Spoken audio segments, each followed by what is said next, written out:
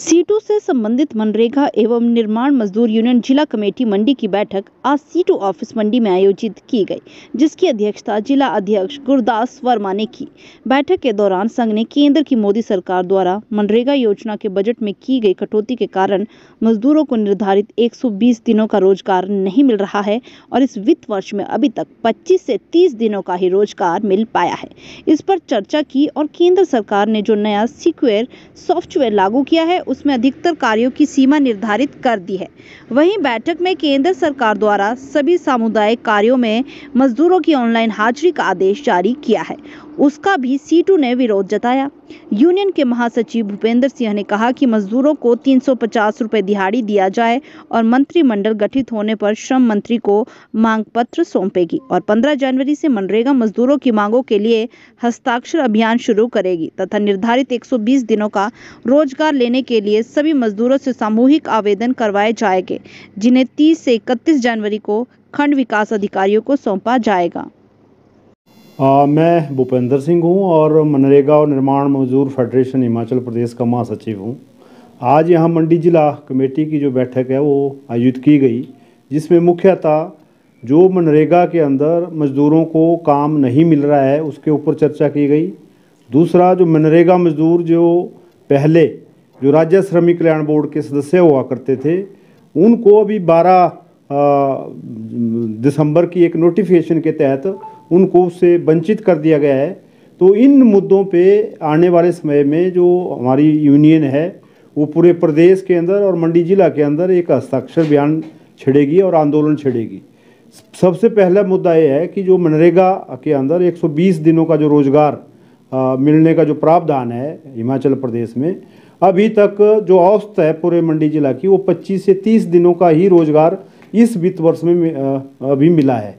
और उसमें एक नई जो अड़चन जो है वो केंद्र सरकार ने अभी डाल दी है, जो एक अधिसूचना भी जारी हुई है कि जो मनरेगा वर्कर जहां भी काम कर रहे हैं उनकी ऑनलाइन जो है वहां हाजिरी लगा करेगी। 3 समय, सुबह लगेगी, दिन में लगेगी और शाम को ख़त्म होते समय लगेगी।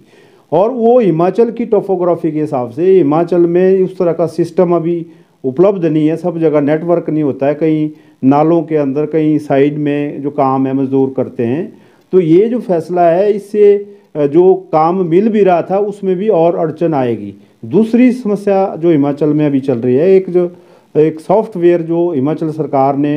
अडॉप्ट किया है उसमें अभी 20 कामों की जो शर्त है वो लगा दी है, क्योंकि जो पिछले 20 काम हैं वो अगर पेंडिंग चल रहे हैं तो नए काम स्वीकृत नहीं हो रहे। जिसकी मुख्य वजह जो पेंडिंग काम चल रहे हैं उसमें है कि जो मटेरियल की पेमेंट है वो केंद्र सरकार की तरफ से वो जारी नहीं हो रही है और जो अगले जो काम उसमें मस्टॉल निकलने होते हैं वो नहीं निकल रहे। तो इस वजह से अभी हमने तय किया है कि अभी हम 15 तारीख से सभी मजदूरों के जो आवेदन है, जो काम के लिए जो आवेदन है वो एकत्रित करेंगे गाँव वाइज, पंचायत वाइज, और खंड स्तर पे उस पर वीडियो को जमा करवाएंगे ताकि जो कानून है उसके तहत जो प्रावधान है कि 120 दिन का रोजगार उनको मिल सके। मनरेगा मजदूरों को वर्ष 2013 से कंस्ट्रक्शन वर्कर के रूप में डेजिग्नेट किया गया था केंद्र सरकार के द्वारा, UPA 2 जो सरकार थी। अभी बीच में जो मोदी सरकार है उसने एक कोई पत्र जारी किया है जो कि 2017 का बताया जाता है, मगर उसको लागू जो है हिमाचल प्रदेश की पिछली भाजपा सरकार ने अपने कार्यकाल में नहीं किया।